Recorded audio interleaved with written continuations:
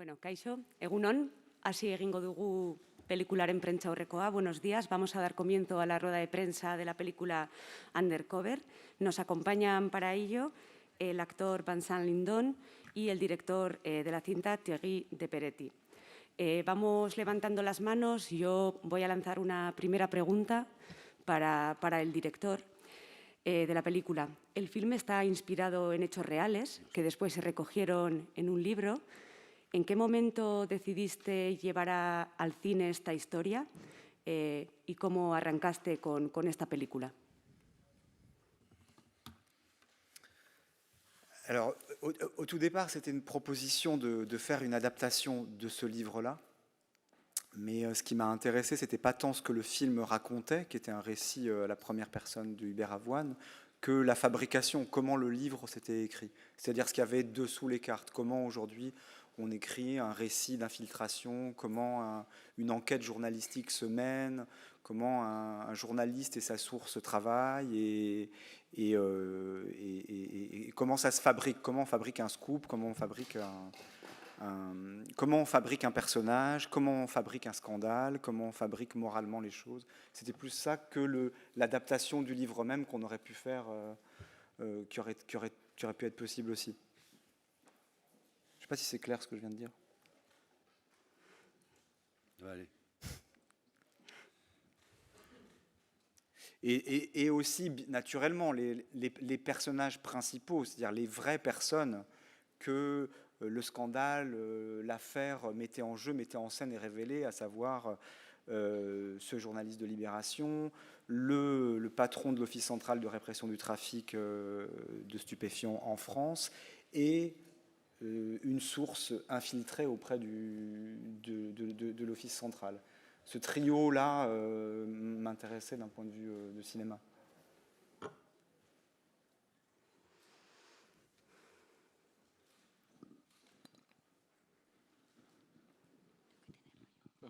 Bonjour, une question pour Monsieur Landon. Je voulais vous demander comment vous voyez votre personnage. C'est le méchant, c'est vraiment le méchant, ou c'est quelqu'un qui fait son travail et est accusé d'une forme pas juste? You want me to speak in English or in French? What's the best? For me it's French, but I can do it in English, then people can understand what I'm saying. Bon, en français, si vous voulez.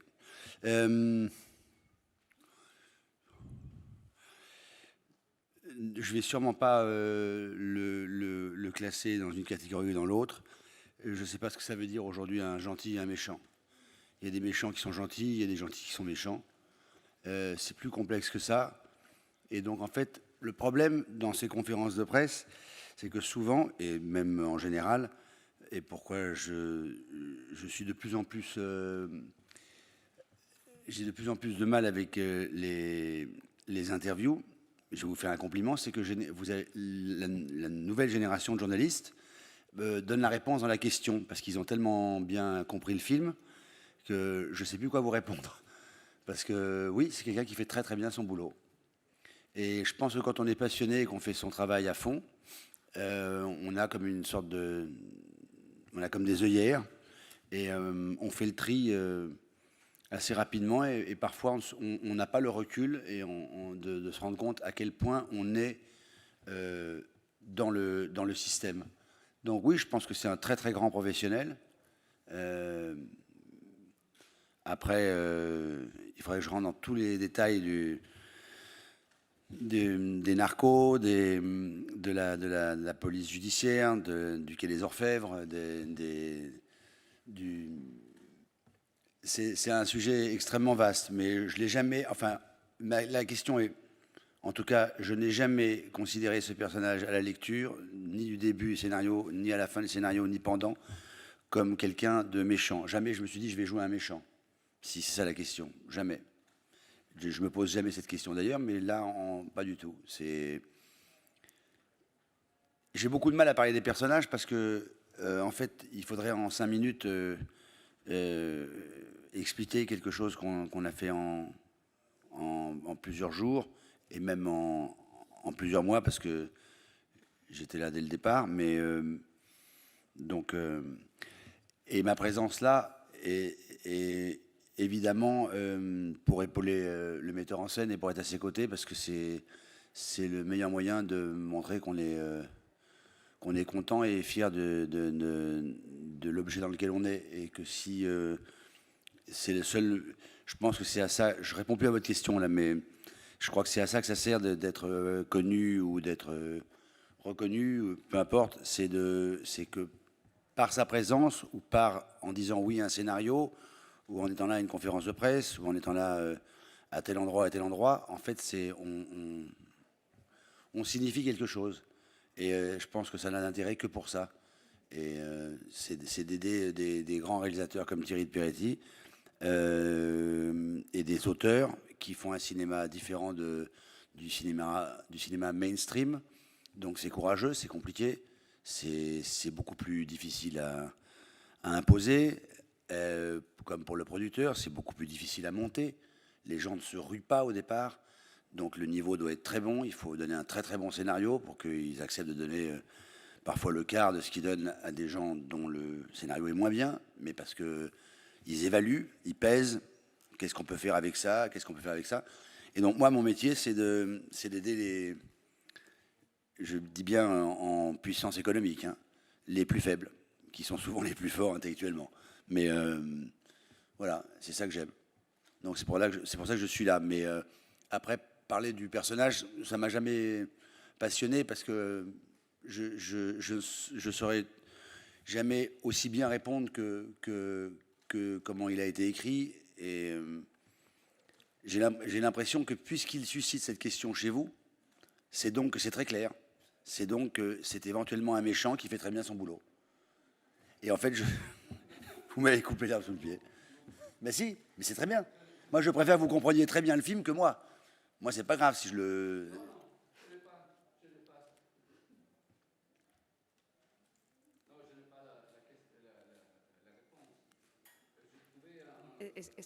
Excusez-moi, pardon, excusez-moi. La micro. Non, je n'avais pas la réponse, mais je pensais que c'est un personnage très ambiguë, très ambivalent, et surtout dans la scène au corps, dans le corps et la défense qu'il fait. Et ça m'a impressionné beaucoup. Et ça change aussi l'image qu'on a gagnée avant avec l'enquête. Alors, il faut peut-être que Thierry l'explique, parce que c'est lui qui l'a écrit, la scène. Non, mais c'est vrai, c'est intéressant. Oui, c'est vrai que c'est une scène justement où la question de est-ce que c'est un personnage gentil ou méchant, la question ne se pose pas vraiment. C'est une question, est-ce que c'est un personnage qui fait entendre une réalité différente de ce qu'on a entendu jusque-là ou pas? Et c'est vrai que pour ça, il faut des immenses interprètes. C'est-à-dire que, et c'est le cas de Vincent Lindon, c'est-à-dire que ce n'est pas simplement un gentil ou un méchant, c'est quelqu'un qui a un point de vue et qui donne à entendre quelque chose. C'est ce que fait Vincent Lindon dans le rôle de Jacques Billard. Et Jacques Billard, c'est quelqu'un qui donne à entendre quelque chose qu'on n'avait pas envisagé jusque-là.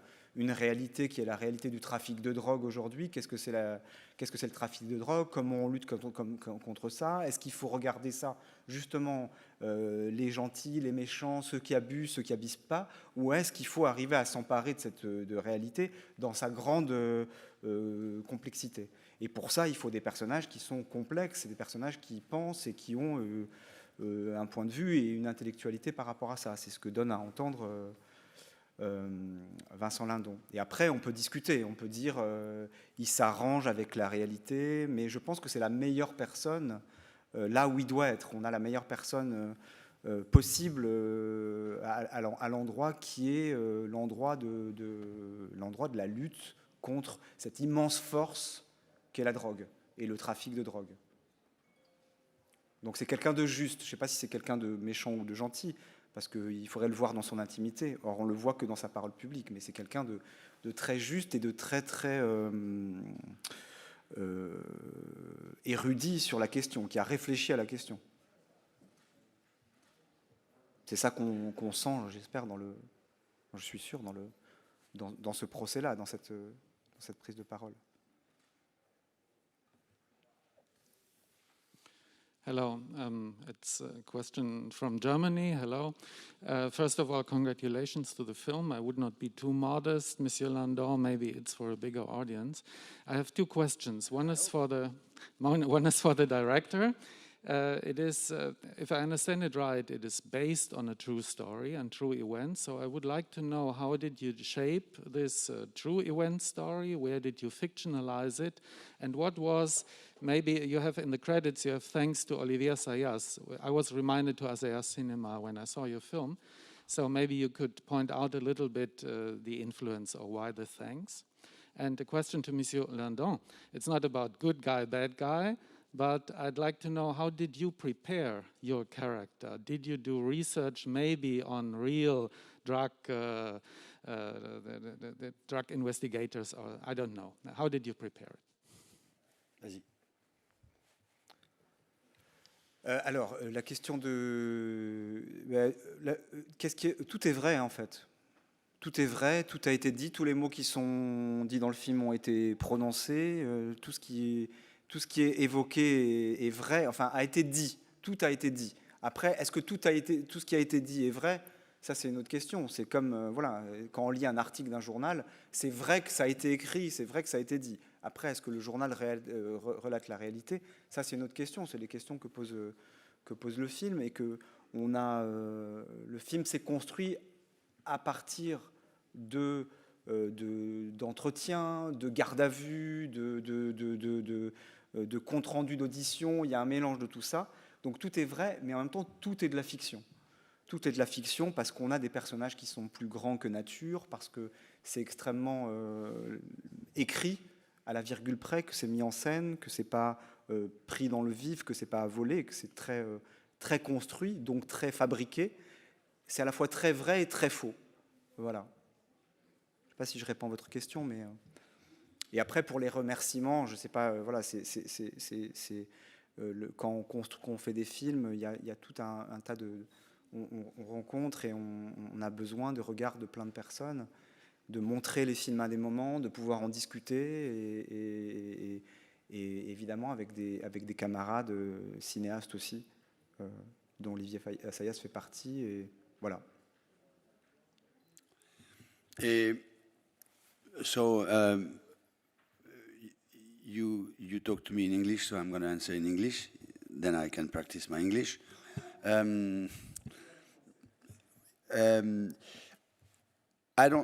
It's very difficult for me to tell you how I prepare a character, because I don't know my secret.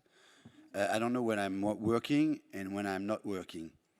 If the question is, do you go in a police station during 3 months to be a policeman, my answer is no. I really don't care about psychology at the first beginning. I react as an animal, and how I'm dressed, what's my car, what's my name, and how I move, how I walk. And I think in French there is an expression which is called l'habit ne fait pas le moine. I think exactly the contrary about cinema. L'habit fait le moine. There is once a journalist told me, "You look like the character," and I told him, "Yes, I know. It's my eyes, my nose, my mouth, my body, my voice, and my way of walking."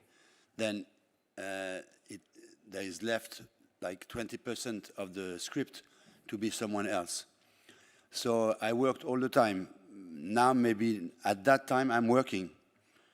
Maybe I will have to play somebody well-known on a conférence de presse, talking in English in 2 years, and I know how to say to somebody, he doesn't walk, open my bottle. But in fact, I met the real character in my own life before I knew that I will be in that movie, and before I knew and I met Thierry about 10 years ago. And I didn't know nothing about the story, really nothing. And I spent a lot of times with him in vacation, not in my house, not in his house, but in a friend's house. And it was so nice, so quick. And in the same time, I was a little bit afraid. I don't know why. was eating with people, and sometimes he look at you, and you have 2 seconds, you want to disappear. And then the year after, we had lunch together, and when Thierry came with the script, and I read my part, it was really funny to imagine that guy, me, I'm going to be him. And the first thing I said to Thierry, before thinking about how he think, what it's in his mind, and I said to Thierry, I want to have a black shirt, because the real one has very often a black shirt. And it was the best way for me to be him, in the same time to be me in him. If it's after that's it. I always work like that. I start a long time ago. Very often I worked 6-7 months before, but I don't know when. It's by small things like tick, tick, tick, tick, and I put it in my brain in a big box, and when I need something, I go and get it, and I put it in the movie. But I don't know how to work in another way. But my way is not, there is different way. Like you can play tennis behind the net or completely at the end of the court. The thing is you have to put the ball one more time than the other on the other side. So it's my way of working. So I can't give you more information. And I know policemen in my life. I've been at the commissariat several times, and a cop is a cop, a baker is a baker, an actor is an actor, an actress is an actress. They are different, but there is something like a tree. I don't know the name, le tronc. There is the body, which is quite the same, and then after, you decorate le tronc, but it's the same ADN. So François Thierry, I know him. I know a lot of François Thierry. Jacques Billard. Voilà. Et juste pour rebondir, c'est pour rebondir sur votre question, est-ce qu'il est bon ou est-ce qu'il est méchant? Mais c'est difficile de le savoir, mais par contre, c'est vrai, on s'était mis d'accord. En revanche, il est dangereux. Et comme on ne va pas le voir poursuivre des méchants avec son pistolet, tout ça, et qu'on va le voir que dans des moments de public, il faut que cette chose-là, cette impression qu'on ait en le voyant, de danger, elle soit perceptible. Et c'était une chose aussi sur laquelle on s'était un peu mis d'accord. Et ça, il n'y a pas énormément d'acteurs qui sont capables d'amener ce sentiment-là, de danger. On peut dire ça, non? Il peut faire un peu peur, en tout cas. Il doit faire possiblement un peu peur. C'est le cas, je crois.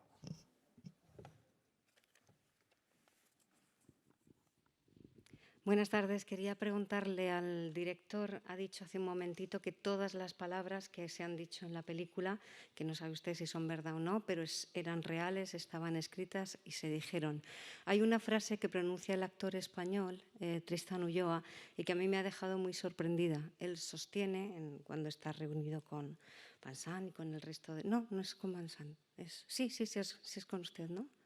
En una escena en la que el policía español dice que sí, que efectivamente Felipe González y el gobierno español financiaban a los GAL para luchar contra ETA como pudieran, y si era igual que lo hacía ETA, que eso era lo que hacían.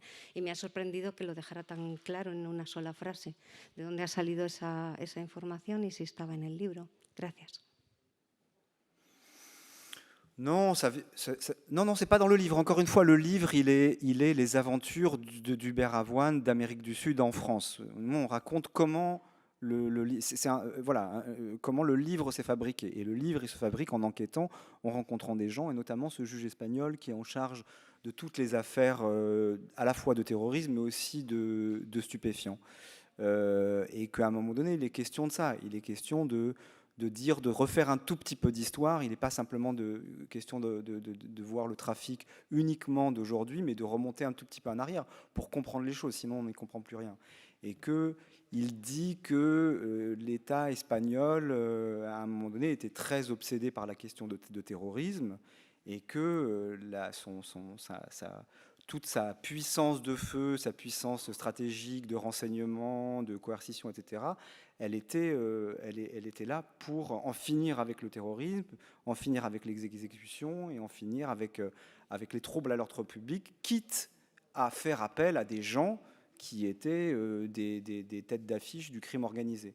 Mais ça, c'est pas très nouveau. C'est exactement ce qui s'est passé en France avec le SAC, et on voit très bien que les États, des démocratiques européens ont souvent fait appel aux polices parallèles, qui étaient composées de mercenaires, de voyous, de policiers, etc. Et à un moment donné, ça revient en boomerang. C'est ce que raconte le film. Ça revient en boomerang parce que quand on demande de l'aide à certaines personnes pour réaliser certaines opérations, à un moment donné, il va bien falloir leur rendre l'appareil, ou en tout cas les laisser prospérer et faire ce qu'ils ont à faire. C'est ça que dit le film. Et il fait un parallèle effectivement avec les GAL et le SAC en France, le service d'action civique, voilà, avec des personnalités qui ont fait le lien, qui était à la fois ici et là, qui était à la fois dans les GAL et au SAC. Et là, on a à voir avec une histoire commune franco-espagnole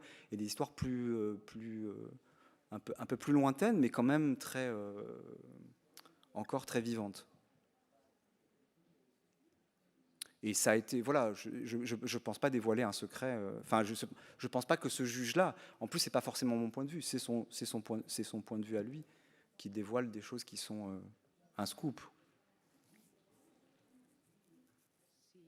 Si alguien tiene alguna pregunta, por favor, que levante la mano. Si no, yo querría preguntar a Tegui que más allá de ser una película sobre la corrupción policial y el tráfico de drogas, estamos también ante una película sobre una investigación periodística que la emparenta con otras de las películas que hemos visto recientemente, y querría preguntarle cuáles son los referentes cinematográficos que podemos encontrar en esta película, en Undercover.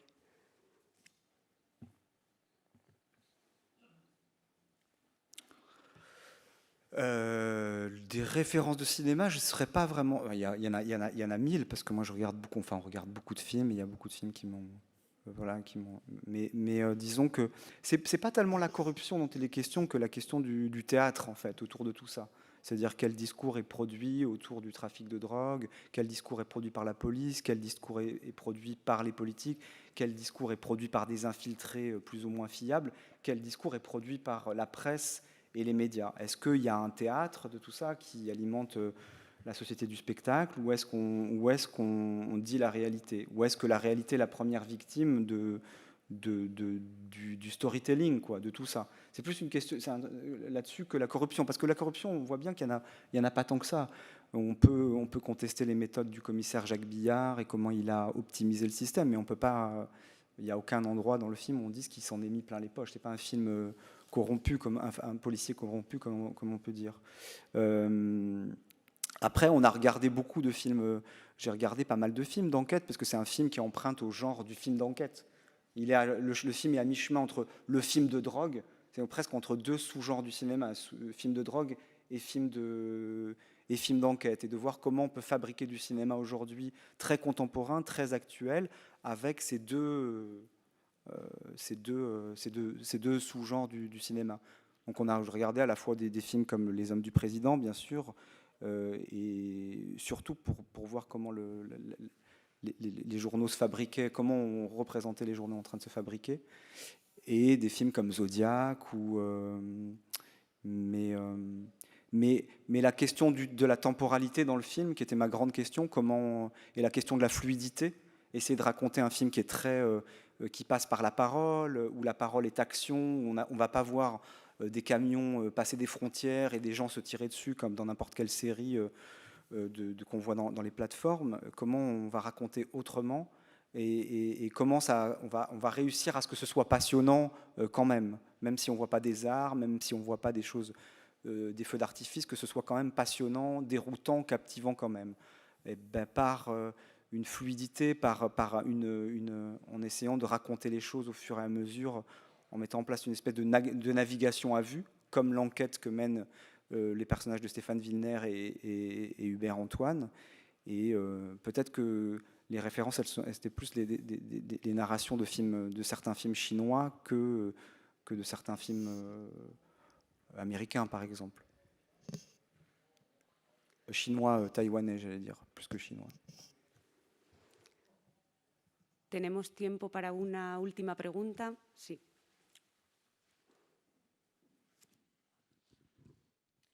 Bonjour, c'était pour savoir si vous aviez vu le film Bac Nord, parce qu'il y a certains thèmes qui se croisent, et pourquoi est-ce que, enfin je pense que le film aurait peut-être mérité une durée plus importante, pourquoi est-ce que vous n'avez pas montré les conséquences de la drogue sur les consommateurs? Alors j'ai pas vu Bac Nord, mais je vois un peu le traitement. Parce que c'est pas mon sujet, c'est pas de faire un film dossier sur le trafic. Hein. Encore une fois, le film interroge la réalité aujourd'hui, comment se fabrique un scoop, qui dirige les doctrines anti-stup, quels sont les personnages ou les personnes qui mettent en place ces stratégies. Et voilà, je peux pas raconter à la fois la consommation, les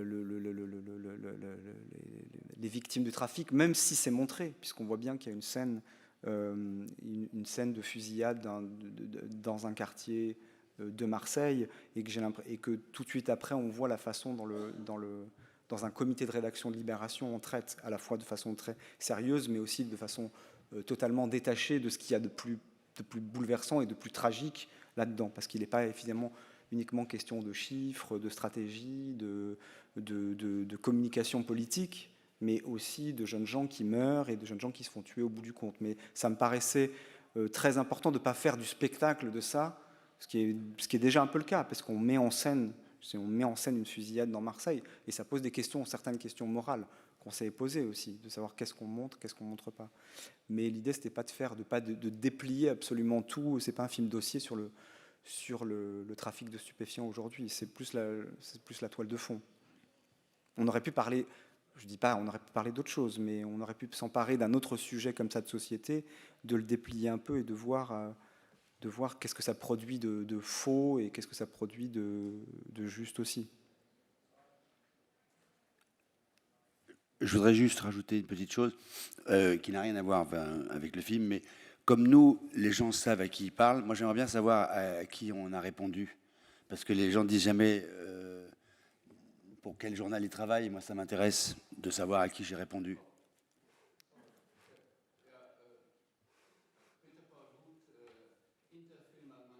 Voilà, voilà. Non, mais... Non, c'est un manque de... Mais non, mais pas du tout. Mais c'est pas, je ne relève pas ça du tout pour ça. Non, mais parce que ça m'intéresse réellement de savoir quand je vais rentrer tout à l'heure. Et excusez-moi. Acercar le micro. Comment ça s'appelle, pardon? Beacon Review. D'accord. Beacon Review. Oui. D'accord. Merci. Et je crois qu'il y a un... Espera, ¿qué quieres saber? No. La persona que estaba ahí sentada creo que ha salido. Bon. T'es pas content? Il n'a pas aimé la réponse. Peut-être une dernière question? Non? Faut pas? Si hay alguna pregunta más. ¿No? Yo sí que...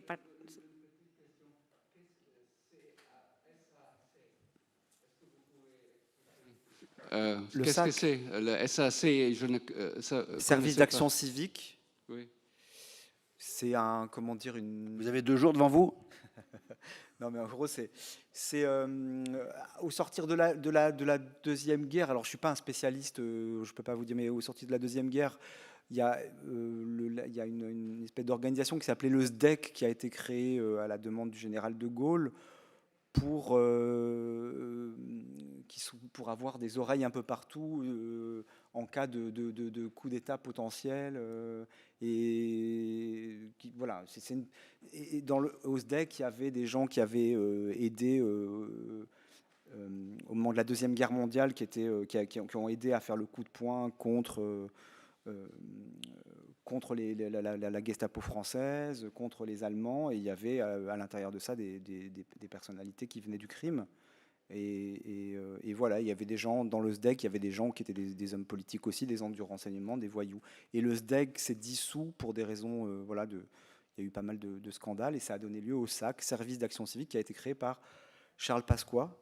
Je ne peux pas vous dire en quelle année, mais voilà, le SAC a rendu un certain nombre de services un peu occultes. Il a infiltré les réseaux clandestins nationalistes corses dans les années 80, accusé de beaucoup de barbouzeries et voilà, d'espionnage, d'assassinat, etc. Et il s'est dissous après un scandale qui était la tuerie d'Oriol. Voilà. Je ne sais pas si vous avez entendu parler de ça dans les Bouches-du-Rhône. Voilà. Il y a eu un massacre d'une famille dans une maison, des gens qu'on suspectait d'appartenir à des services étrangers. Voilà. Tout ça a été piloté par l'État, a été dissous. Voilà. Service d'action civique, qui était censé aussi lutter contre l'OAS. C'est une période un peu trouble, voilà, sortir de la guerre d'Algérie. Voilà. Bueno, muchísimas gracias. Tenemos que acabar con la rueda de prensa. Muchas gracias a Thierry de Peret y a Vincent Lafront. Merci. Merci à vous. Merci.